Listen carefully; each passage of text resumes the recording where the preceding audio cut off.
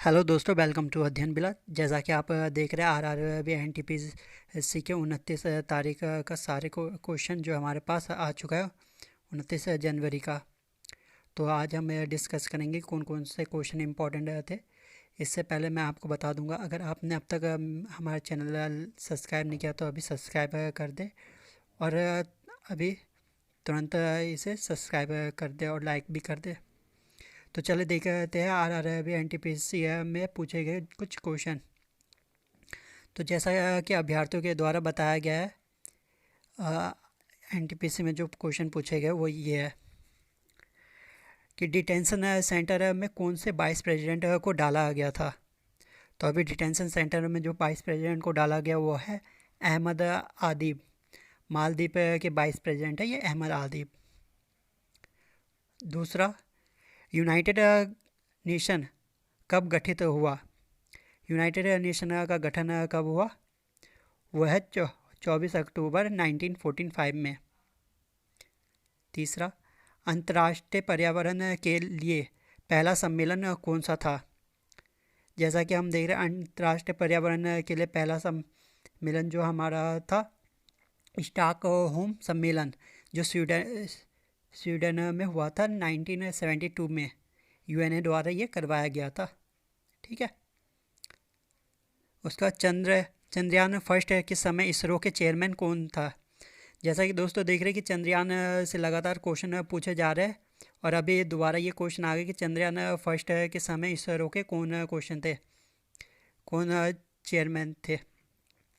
तो जैसा कि ये आप देख रहे हैं चंद्रयान फर्स्ट का, वहाँ पे अभ्यर्थियों द्वारा बताया गया है कि वहाँ पे ऑप्शन दिया गया था अब्दुल कलाम, जी माधव नायर। तो इसका सही आंसर ये हो जाएगा माधव नायर। ठीक है। फिर अगला क्वेश्चन, राबिया दुर्रानी कौन थी।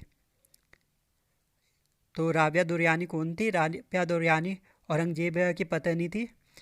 औरंगजेब ने 1937 में राबिया दुर्रानी से शादी किया था। इसका ऑप्शन के हिसाब से किया जाएगा क्वेश्चन को। जैसा कि मैंने आपको बता दिया, वहाँ पे आपको ऑप्शन के हिसाब से हो सकता है कि औरंगजेब की पत्नी, ऐसे ऑप्शन दिया जाए उसके हिसाब से किया जाएगा। ठीक है। फिर एक क्वेश्चन आया था 0.5% कौन सी योजना है, मतलब इस योजना के अंतर्गत क्या था। तो ये एजुकेशन लोन फॉर वुमेन के लिए स्कीम चलाया गया था प्रधानमंत्री नरेंद्र मोदी द्वारा कि एजुकेशन लोन में 0.5% जो है वुमेन को छूट दी जाएगी। फिर अगर आप देख रहे हैं ज्ञानपीठ पुरस्कार में पैसे के साथ कौन सी मूर्ति दी जाती है। जैसा कि आपको पता है ज्ञानपीठ पुरस्कार में पैसे दिया जाता है और पैसे के साथ जो है मूर्ति प्रदान की जाती है, उसका है वाग्य देवी की कांस्य प्रतिमा। जैसा कि ये देख रहे हैं वाग्य देवी की या सरस्वती की कांस्य प्रतिमा भी कहते हैं इसे। फिर आर्टिकल 35 क्या है और कब जोड़ा गया। देखिए स्टूडेंट, ये जो आर्टिकल 35 क्या है या कब जोड़ा गया, स्टूडेंट द्वारा अलग अलग क्वेश्चन बताया गया। तो एक स्टूडेंट ने बताया आर्टिकल 35 एक क्या है और दूसरे स्टूडेंट ने बताया कि इसे कब जोड़ा गया। तो मैं आपको दोनों ही आंसर बता देता हूँ। जो आर्टिकल 35 है ये जम्मू कश्मीर में स्थायी निवासी से रिलेटेड है। ठीक है। और इसे को 1954 में राष्ट्रपति द्वारा जोड़ा गया था। ठीक है। फिर अगला क्वेश्चन है, देख लेते हैं। एक क्वेश्चन है इस तरह से आया था, ये रीजनिंग का क्वेश्चन है कि गंगा का गंगोत्री था तो गोदावरी का क्या होगा। जैसे आपको पता है गंगा का जो उद्गम स्थल गंगोत्री है, उसी प्रकार गोदावरी का जो है त्र्यंबकेश्वर महाराष्ट्र से है। ठीक है। ये त्र्यंबकेश्वर महाराष्ट्र से इसका उद्गम स्थल है। ठीक है।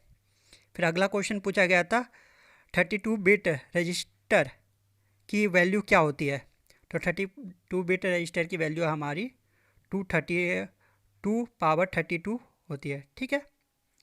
अगला पूछा गया था रिंग वॉर्म क्या है। रिंग वॉर्म के बारे में पूछा गया था। रिंग वॉर्म एक फंगस है जो स्किन डिसीज़ है, स्किन इन्फेक्शन किल करती है। ठीक है। तो ये एक फंगस है।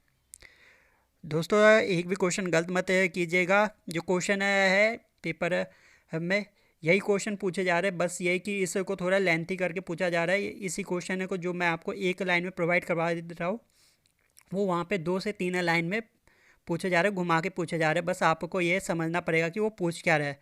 बाकी क्वेश्चन है इसी टॉपिक से बार बार रिपीटेड हो रहा है, ठीक है।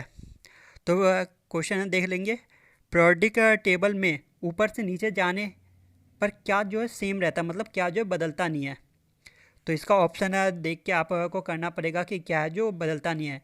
वैसे इलेक्ट्रॉन की संख्या, जो बाहरी कोश में इलेक्ट्रॉन की संख्या होती है, वो इलेक्ट्रॉन की संख्या ऊपर से नीचे जाने वक्त पीरियोडिक टेबल में ये बदलता नहीं है, ठीक है। फिर आरबीआई के एग्जीक्यूटिव गवर्नर कौन है? तो बच्चों द्वारा बताया गया था किसी ने कि आरबीआई के एग्जीक्यूटिव गवर्नर पूछा गया है और आरबीआई के गवर्नर पूछा गया। तो आरबीआई के, जैसा कि आप सब जानते हैं, आरबीआई के जो गवर्नर है शक्तिकांत दास है हमारे, ठीक है। अगला क्वेश्चन, धर्म सभा की स्थापना किसने की थी? तो धर्म सभा की स्थापना राधाकांत देव जी ने की थी, और वो भी 1829 से 30 के बीच में इन्होंने धर्म सभा की स्थापना की थी, ठीक है। आगे देख लेते, रायतू बंधु योजना किस राज्य का है? जो ये अपना रायतू बंधु योजना वो किस राज्य का है? तो ये बता दो तेलंगाना राज्य का। तेलंगाना राज्य में ये रायतू बंधु योजना चलाया गया था। फिर पूछा गया, हाथी के हड्डी के इलाज के लिए कहाँ अस्पताल खोला गया? ये करंट अफेयर का हमारा क्वेश्चन है। जो हाथियों के इलाज के लिए अस्पताल खोला गया, ये मथुरा यूपी में खोला गया है। चलो नेक्स्ट देख लेते हैं। अमेरिका ने किस देश को मुद्रा का मैनिपुलेशन करने वाला देश घोषित किया है? जैसे कि आपने देखा, ये भी करंट अफेयर का सवाल है कि मुद्रा का मैनिपुलेशन किस देश द्वारा किया जा रहा है। ये चीन द्वारा, ये अमेरिका ने घोषित किया है, ठीक है। फिर अगला क्वेश्चन, बारी दोआब किस दो नदी के बीच में है? तो बारी दोआब जो है कोई किस दो नदी के बीच में है? तो ये आपका सही आंसर होगा, रावी और व्यास नदी के बीच में बारी दोआब नदी आपका पड़ता है। फिर अगला क्वेश्चन देख लेंगे, भारत के पूर्व क्षेत्र या तट में कौन सी मिट्टी पाई जाती है? जैसा कि आपको पता है, बांग्लादेश पूर्व तट में जो सारी नदियाँ आके यहाँ पे गिरती है, यहाँ पे ऑप्शन दिया गया था, स्टूडेंट द्वारा बताया गया, काली मिट्टी, लाल मिट्टी, काली मिट्टी, लाल मिट्टी, जलोढ़ मिट्टी, और एक और कोई ऑप्शन था। तो इसका सही आंसर आपका ये हो जाएगा, जलोढ़ मिट्टी, ठीक है। फिर अगला क्वेश्चन देख लेते हैं, हॉट मेल की स्थापना कब हुई? हॉट मेल की स्थापना 1996 में हुई। साबिर भाटिया और जैक स्मिथ ने इनका 1996 में स्थापना किया था, और इसको फिर इन्होंने माइक्रोसॉफ्ट को 1997 में बेच दिया था, ठीक है। फिर अगला, यूएन को नोबेल पुरस्कार कब मिला? यूएन को नोबेल पुरस्कार, जैसा कि ऑप्शन में दिया गया था, 2001, 2002, 2003 और 2004। तो यूएनओ को नोबेल पुरस्कार 2001 में दिया गया था। दोस्तों सारे क्वेश्चन याद रखिएगा, इसी से रिलेटेड आपके क्वेश्चन एग्जाम में घुमा फिरा के पूछा जाता है। चलो अगला क्वेश्चन देख लेते हैं, पूना पैक्ट किससे रिलेटेड है? जो पूना पैक्ट हुआ था 16 अगस्त 1932 को, वो किससे रिलेटेड था? ये रिलेटेड था दलित वर्ग से। ऑप्शन दे रखा था, दलित वर्ग, पिछड़ा वर्ग, हिंदू वर्ग और समाज वर्ग। तो ये जो पूना पैक्ट है वो दलित वर्ग से रिलेटेड था। 16 अगस्त 1932 में हुआ था ये पूना पैक्ट, ठीक है। तो दोस्तों आज के लिए बस इतने ही क्वेश्चन है जो हमारे पास क्वेश्चन आए थे, जो डायरेक्ट एग्ज़ाम सेंटर से प्रोवाइड करवाया गया था स्टूडेंट से, वो सारे मैंने आपको शेयर कर दिया है यहाँ पे। तो उम्मीद करता हूँ आपको ये सेशन पसंद आया होगा। अगर आपको पसंद आया होगा तो इसी तरह के वीडियो देखने के लिए आप चैनल को लाइक और सब्सक्राइब कर सकते हैं अभी, ठीक है। चलो थैंक यू।